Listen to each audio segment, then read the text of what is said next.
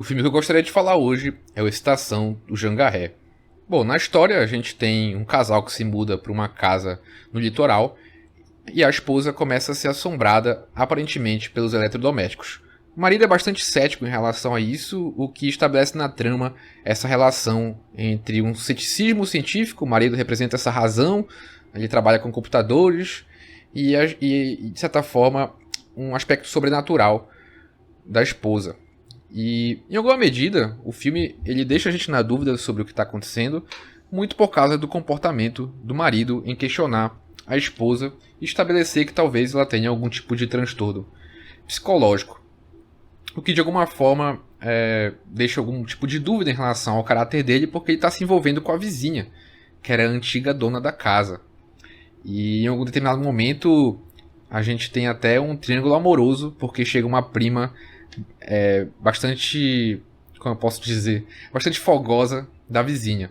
São figuras típicas, talvez, da pornô chanchada, essas mulheres fogosas e voluptuosas. Mas então a trama ela tem pouquíssimos personagens. A gente tem o marido, a esposa, as duas vizinhas e um pescador que de vez em quando ajuda a Helena, né, que é a protagonista, que está sendo assombrada.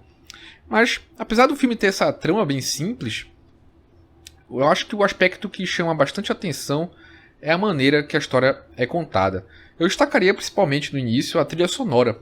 Uma trilha sonora bastante envolvente, assim, são músicas bastante interessantes, bastante uso de sintetizadores, e remeteu muito ao que o John Carpenter faz. E é curioso porque o filme é de 77, é o quarto filme do Jangaré, e um ano antes a gente teria o Assalto à 13ª DP do Carpenter. Então era um Carpenter bem no início, eu acho difícil talvez que a produção desse filme tenha tido acesso a 13ª DP ou acesso a qualquer outro filme do Carpenter naquele momento.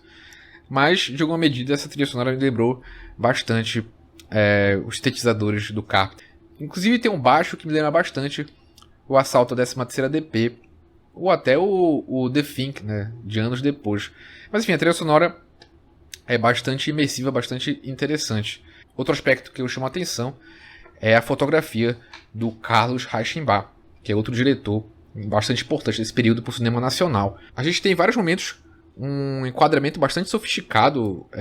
Em alguns momentos a personagem Helena ela é posta no ponto de fuga, né, da perspectiva do quadro, e o que em alguma medida trabalha um certo aspecto de isolamento que a personagem está sofrendo.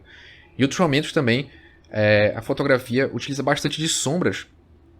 Eu gosto muito da cena onde a prima da vizinha se envolveu com o Renato, né, o marido, na lancha, e a vizinha tá passando protetor solar nela, né, creme. E é uma cena toda num fundo escuro, assim, onde a gente tem iluminado só os rostos das personagens, partes do corpo, assim, é uma cena bastante bonita esteticamente. Então o filme ele tem vários momentos com uma estética que é bastante inventiva, utilizando poucos recursos e utilizando bastante esse cenário da praia, utilizando bastante sombras e luzes diferentes, especialmente também nos momentos que os eletrodomésticos estão surtando, a gente tem um abajur vermelho que fica sempre piscando assim, então a gente tem esse visual que é bastante interessante, bastante chamativo, além desses enquadramentos que são bastante inventivos e trazem trazem uma certa carga emocional para a personagem, para o que a personagem está passando e para a própria trama em si, né? Eu também gosto muito de uma cena onde a mesa está girando assim, né? Estou tendo uma conversa e geralmente nessas conversas de mesa é muito comum a montagem ir de personagem a personagem, né?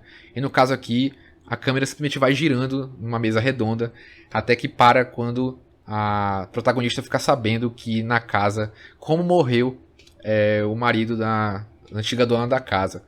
Então, a gente tem vários momentos de uma fotografia bastante inventiva, quadramentos bastante inventivos, esse uso da praia, esse uso do ambiente. O que pontua que, apesar de ser uma trama simples, ela é contada de uma maneira muito sofisticada.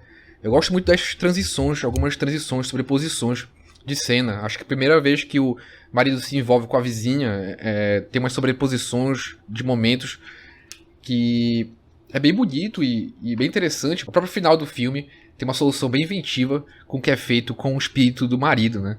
Utilizando de novo sobreposições.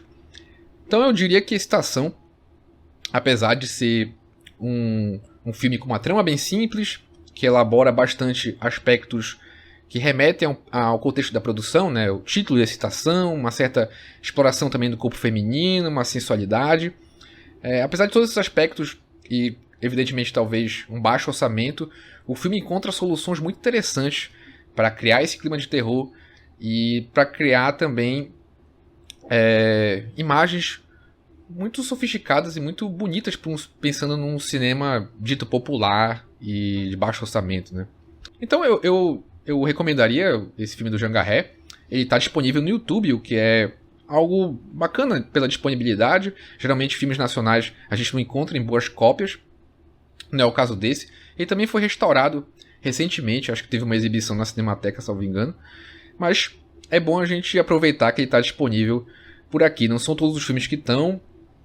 Esse é um problema comum do cinema nacional, de ter esses filmes que infelizmente a gente não tem acesso, ou às vezes a gente tem um acesso em cópias não tão boas. Mas, enfim, eu queria começar a falar sobre cinema nacional aqui no canal, e por que não começar pelo Jean Garret.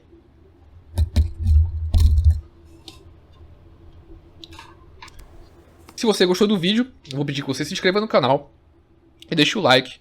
E comente o que você achou desse filme, o que você achou desse filme, o que você achou do vídeo, recomendações para os próximos episódios, algum filme nacional que você gostaria de ver eu falando por aqui.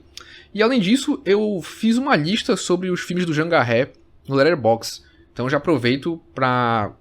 que você tem um Letterboxd. Então já aproveito para pedir que você me siga no Letterboxd e siga a lista que eu fiz dos filmes do Jean Garret. E é isso então, até a próxima. Viva o cinema nacional!